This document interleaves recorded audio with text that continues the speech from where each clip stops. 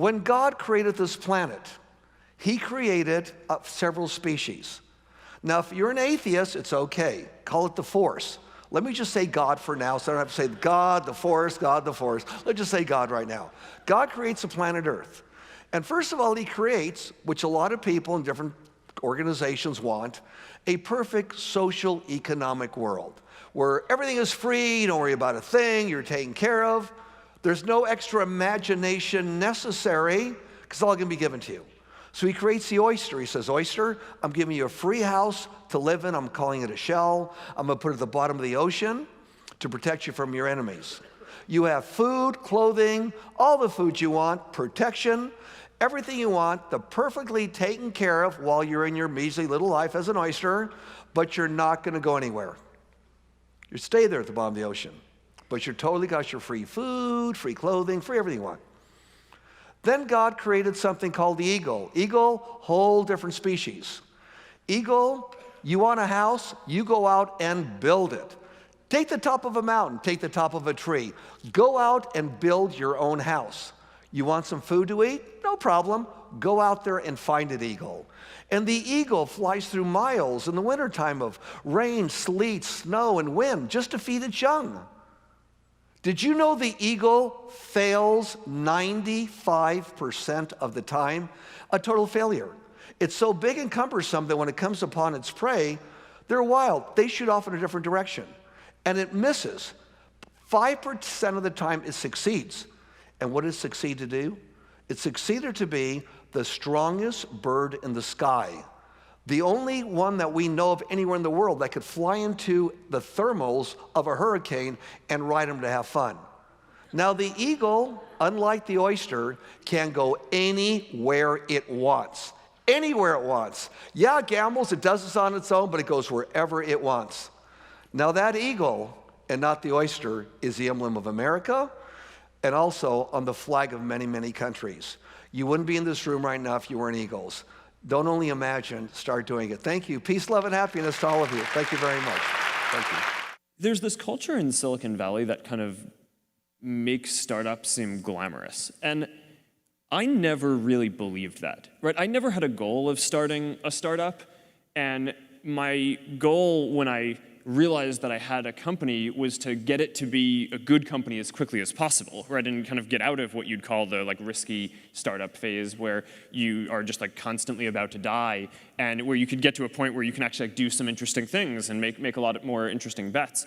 And so I don't know, I never read a lot of the literature on this. And I mean, maybe if I had, then I wouldn't have made so many mistakes. So I don't know if learning from me is the right way to go on this. But I mean, but it did. I think your model must have come from somewhere, though, even if it was unintentional, right? Like, were you influenced by Peter Thiel or Sean? Well, yes, I was influenced by all these people once I met them. I hadn't really heard of Peter Thiel before. I'm Sean talking about introduced me. Yeah, right. Yeah, but I mean, he was massively influential on my thinking, right? I mean, like a lot of the early lessons that I took on how to think about strategy came from Peter and Sean, and I did pay a lot of attention when I was growing up to Microsoft. I grew up, using, Windows 3.1 and then Windows 95, and I just thought that those were like the most unbelievable things. And in a sense, they are. Yeah, they really were awesome, right? Well, I don't know if you meant that positively, but I did. And I thought, building this ecosystem was really neat, and that kind of inspired me, right? In the way that they built a platform, I kind of thought, okay, well, maybe one day, the tools that I'm building can be part of a broader ecosystem as well. And what are the key indicators you look for within companies before making an investment? Well, I look for something that does give them a moat around it. We have a company called See's Candy out on the West Coast. See's Candy is boxed chocolates. If you give a box of See's chocolates to your girlfriend on the first date and she kisses you, we own you. We can raise the price tomorrow and you'll buy the same box. You're not going to fool around with success. So the key there is the response. You do not want to go home on Valentine's Day and say to your wife or your sweetheart, preferably they're the same person, you don't say, here, honey, I took the low bid. It doesn't work. Price is, to a degree, is immaterial. If you've got an economic castle people are going to come and want to take that castle away from you. And you better have a strong moat. You better have a knight in the castle that knows what he's doing. I think advice, I mean, if you want to make progress in things, I think that the best analytical framework for understanding the future is physics. I'd recommend studying the thinking process around physics, like not the equations. I mean, the equations certainly they're helpful, but the way of thinking in physics is it's the best framework for understanding things that are counterintuitive,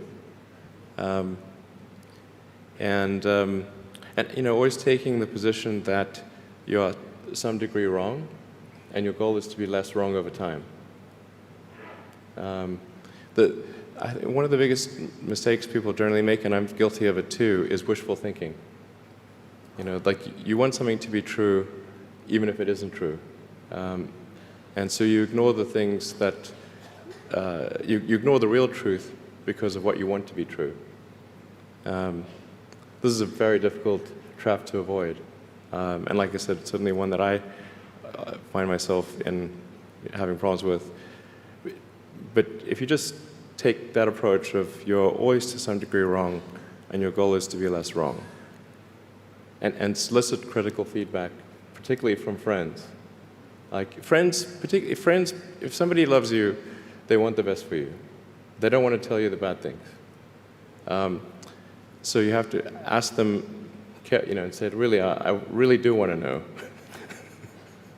and then they'll tell you. By the way, getting it wrong isn't that bad. That's the other thing.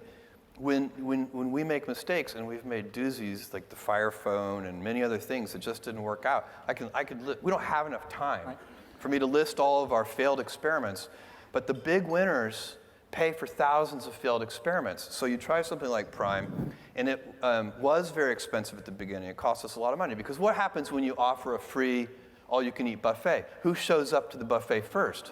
The heavy eaters. It's scary. It's like, oh my God, did I really say as many prawns as you can eat? Oh. And so that is what happened. But surely we could see the trend lines. We could see that, you know, all kinds of customers were coming, and they appreciated that service.